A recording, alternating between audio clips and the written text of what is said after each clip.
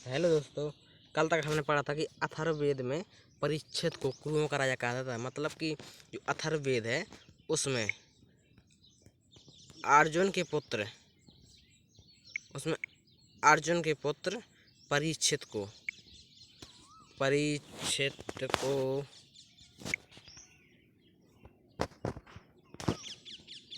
परीक्षित को कुरुओं का राजा कहा जाता था।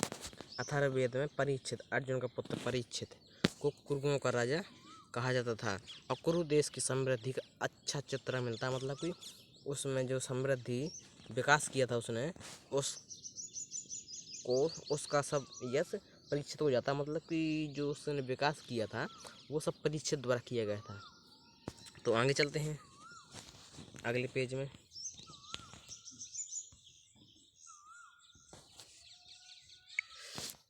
इसमें सभा और समिति को प्रजापति की दो पुत्रियां कहा जाता है। मतलब कि अथर्ववेद है जो उसमें राजा प्रजापति मतलब कि राजा की दो पुत्रियां थीं। वो कौन कौन सी थी? एक थी सभा और दूसरी थी समिति। मतलब कि सभा समिति जो लगाई जाती है उसे राजा की दो पुत्रियां कहा गया है। मतलब कि वो राजा की दो पुत्री हैं, बेटियां हैं राजा की दो, सभा और समिति।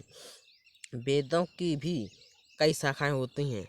जो वेद हैं उनकी भी कई शाखाएं हैं जो वैदिक अध्ययन और व्याख्यान से जुड़ी विभिन्न दृष्टिकोणों का प्रतिनिधित्व करती है। शाकल और शाखा शाकल शाखा ऋग्वेद की एक शाखा है। मतलब कि ऋग्वेद की सिर्फ एक ही शाखा है जो शाकल शाखा है। और यजुर्वेद की यजुर्वेद शुक्ल यजुर्वेद और दूसरी है कृष्ण यजुर्वेद। मतलब कि दो शाखाएं यजुर्वेद की हैं। शुक्ल यजुर्वेद की भी दो शाखाएं हैं, एक माध्याह्न दिन और दूसरी है काव्य। मतलब कि काव्य। और जो कृष्ण यजुर्वेद है उसकी भी चार शाखाएं हैं।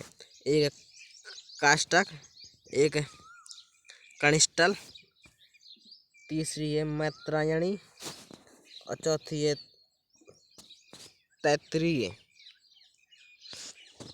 और फिर सामवेद की भी चार शाखाएं हैं, तीन है। मतलब कि एक कोई कैंथुम, दूसरी कोई राणायनी, तीसरी कोई जैमिनी है, या उसे तलावकार भी कहते हैं,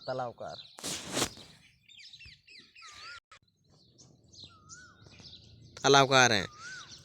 अथर्ववेद की शाखाएं, अथर्ववेद है उसकी भी दो शाखाएं, एक है शौनक और दूसरी पैपलाद है। सबसे